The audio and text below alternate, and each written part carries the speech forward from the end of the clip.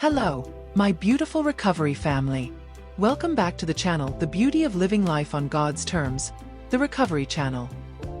To all my returning subscribers, thank you for your support, your comments, and your journey alongside me. Your presence here is a blessing, and I appreciate each and every one of you. If you're new to the channel, welcome. Here we dive deep into recovery, healing, and spiritual growth, all through the lens of God's Word. This week we will be diving into Step 9, made direct amends to such people wherever possible, except when to do so would injure them or others. If this content blesses you, encourages you, or gives you strength for your journey, don't forget to like, share, and subscribe so you won't miss future content. Let's walk this path together. Making amends isn't just about saying, "I'm sorry." It's about setting things right where we can. It's about healing, not just for ourselves but for those we've harmed. It's about breaking free from the chains of guilt and shame and walking fully into the light of restoration. But let's be honest, this step is not easy. There will be fear of rejection, fear of facing our past, fear that some wounds may never heal. There will be guilt, the kind that makes us wonder if we even deserve forgiveness. And there will be doubt that this step will truly set us free. But here's what the Word of God says. Matthew 5 verses 23 to 24, "Therefore if thou bring thy gift to the altar, and there rememberest that thy brother hath aught against thee, leave there thy gift before the altar, and go thy way. First be reconciled to thy brother, and then come and offer thy gift."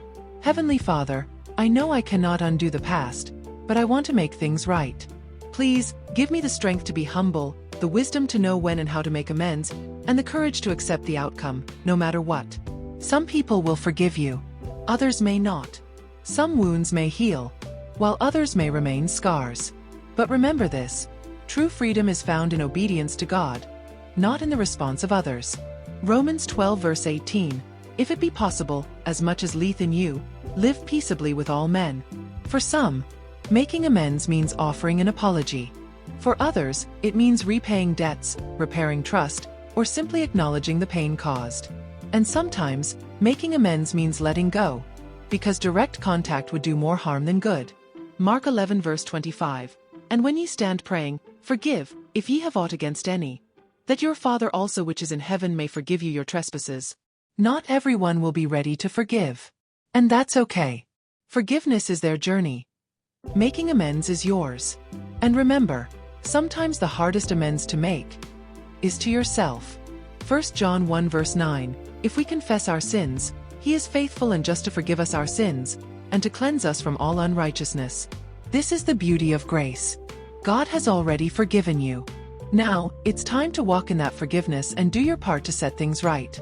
Philippians 3 verses 13 to 14, "Brethren, I count not myself to have apprehended, but this one thing I do, forgetting those things which are behind, and reaching forth unto those things which are before, I press toward the mark for the prize of the high calling of God in Christ Jesus."